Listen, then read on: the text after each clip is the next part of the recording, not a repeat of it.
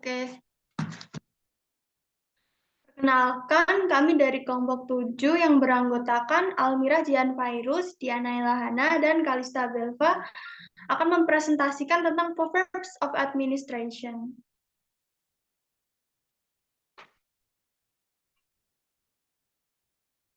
Pertama, kita bahas tentang tokoh dari Proverbs of Administration, yaitu Herbert A. Simon. Herbert Alexander Simon yang lahir pada 15 Juni 1916 dan meninggal pada 9 Februari 2001 merupakan seorang ilmuwan politik Amerika dengan gelar PhD dalam ilmu politik. Selain itu, ia merupakan peneliti di bidang psikologi kognitif, ilmu komputer, administrasi umum, ekonomi, dan filsafat. Beberapa karya tulis Herbert adalah sebagai berikut. Administrative Behavior 1947, Models of Man 1957, Organization 1959, Models of Discovery 1977, Models of Thought 1979, 1989, Models of Bounded Rationally 1982, Models of My Life 1991, dan yang terakhir The Science of the Artificial Third Edition 1996.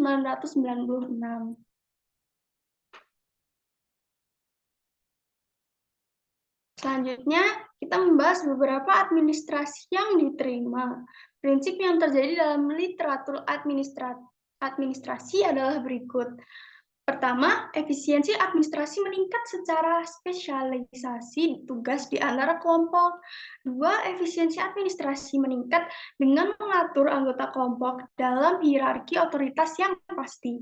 Ketiga, efisiensi administrasi meningkat dengan membatasi rentang kendali di titik manapun dalam hierarki ke sejumlah kecil bagian. 4. Efisiensi administrasi meningkat dengan mengelompokkan pekerja untuk tujuan pengendalian atau seni administrasi yang seharusnya menunjukkan bahwa masalah yang sama juga dialami oleh sebagian besar teori psikologi Freudian serta oleh beberapa teori sosiologis.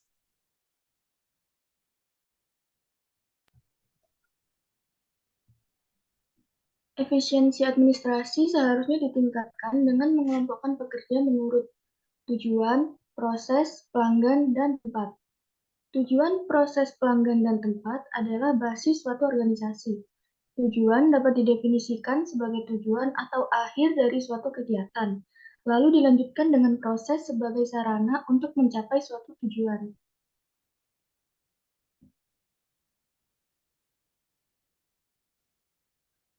Decision making. Bagi Simon, pengambilan keputusan adalah jantung dari administrasi. Karena pengambilan keputusan adalah suatu proses dalam pikiran. Ia berfokus pada faktor-faktor yang memiliki dampak langsung atau tidak langsung pada pilihan mental tindakan alternatif daripada melakukan. Simon mengamati bahwa karyawan operatif akan menentukan keberhasilan atau kegagalan organisasi. Meskipun pada kenyataannya tingkat manajerial sebelumnya dianggap paling penting. Akibatnya, pengambilan keputusan adalah kegiatan kelompok dan bukan pelestarian eksklusif dari tingkat tertentu dalam hierarki. Proses pengambilan keputusan menjadi intelijen, desain, dan pilihan. Pada tahun 1960, Simon telah mengidentifikasi 3 model utama pengambilan keputusan yang relevan dengan studi kebijakan, yaitu yang pertama pengambilan keputusan yang tidak terprogram berdasarkan insting, pertimbangan, intuisi, dan faktor ekstrarasional lainnya. Yang kedua, pengambilan keputusan optimal rasionalitas murni. Dan yang ketiga, pengambilan keputusan yang memuaskan. Terdapat 2 tipe keputusan. Yang pertama adalah keputusan terprogram.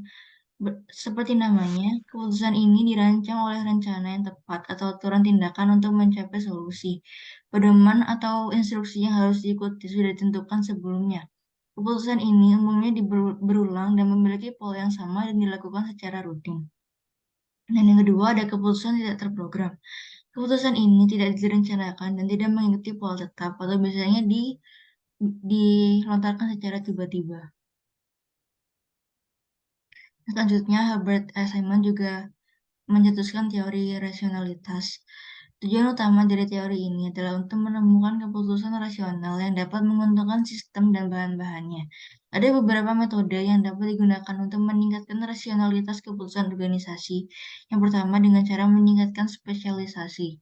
Yang kedua, penggunaan alat-alat ilmiah untuk meningkatkan hasil.